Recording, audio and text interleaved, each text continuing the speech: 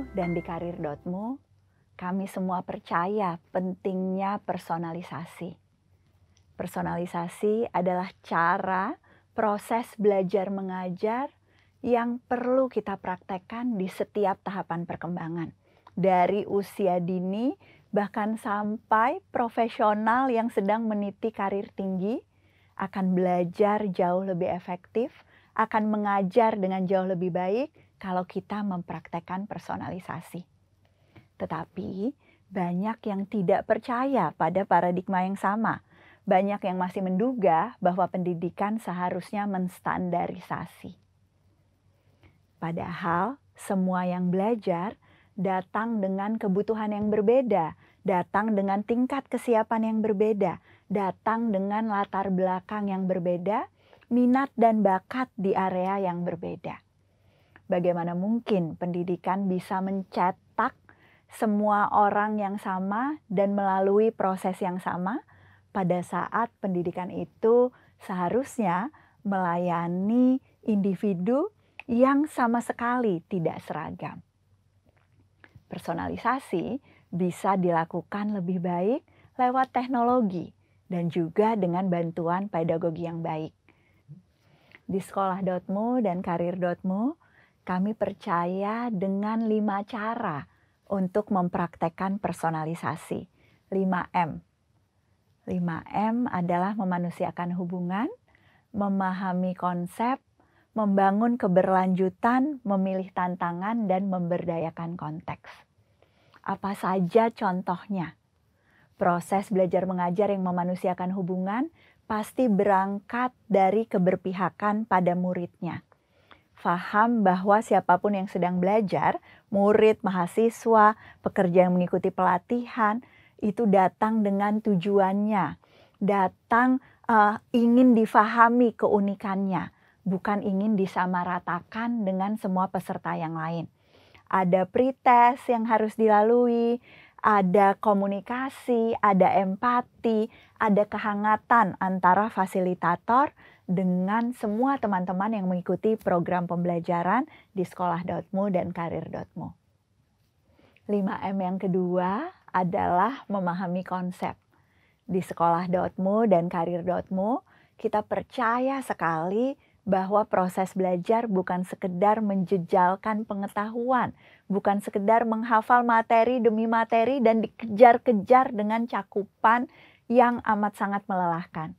Kita mencari pemahaman yang esensial, melihat mana informasi-informasi yang memang berguna dapat diterapkan di berbagai konteks, dan pada akhirnya akan terus kita ingat, akan terus bisa kita praktekkan, bukan hanya sekedar dilupakan dan jadi sia-sia sesudah ujian.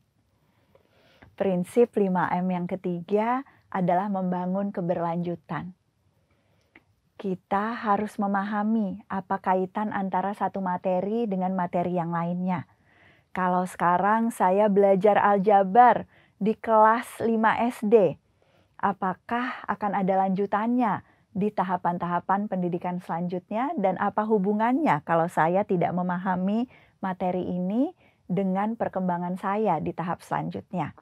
Kalau saya belajar teknik komunikasi pada saat ingin jadi pengusaha, apa kaitannya hal itu dengan kematangan sosial emosional pada saat menghadapi konflik-konflik dalam kelompok, baik pada saat berhadapan dengan mitra ataupun peran-peran sebagai atasan dan bawahan.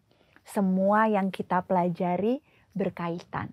Mempraktekkan, membangun keberlanjutan, membuat siapapun yang belajar memahami peta itu secara utuh.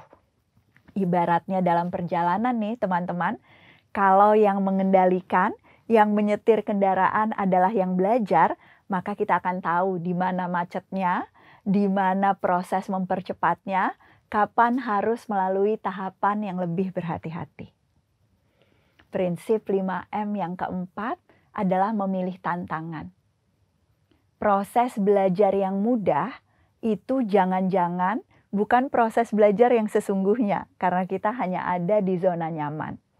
Setiap proses belajar ada gelisahnya, ada takut salahnya, ada hal-hal yang awalnya kita ragu untuk mencoba, tetapi kita mendorong diri sendiri untuk mengambil tantangan-tantangan itu. Bedakan dengan beban ya teman-teman. Kalau beban itu diberikan, dipaksakan, kita nggak tahu gunanya. Proses belajar saya dulu seperti itu. Dapat beban, bukan dapat tantangan. Jangan-jangan teman-teman juga masih sama. Di sekolah.mu dan karir.mu, memilih tantangan penting sekali.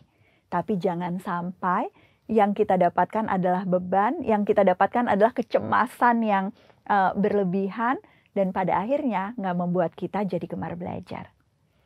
5M yang terakhir adalah memberdayakan konteks.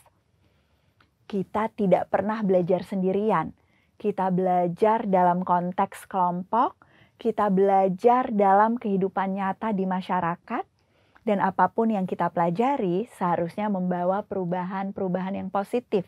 Bukan hanya untuk diri kita sebagai individu, tetapi untuk lingkungan yang lebih baik, untuk dunia yang juga menjadi lebih baik. Itu kesuksesan yang paling bermakna. Mempraktekkan 5M memang seringkali tidak otomatis bisa kita lakukan. Tetapi kalau murid-murid, semua yang belajar, para mahasiswa percaya pentingnya 5M, maka kita juga akan mengupayakan ini terjadi di praktek belajar kita. Kalau semua guru, orang tua, dosen, para pelatih juga percaya prinsip ini, maka tentu proses pendidikan akan jadi makin berkualitas. Sekali lagi, integrasi digital membantu agar 5M ini bisa betul-betul terimplementasi di pendidikan. Di sanalah sekolah.mu dan karir.mu akan terus berperan untuk proses pendidikan yang lebih baik di Indonesia.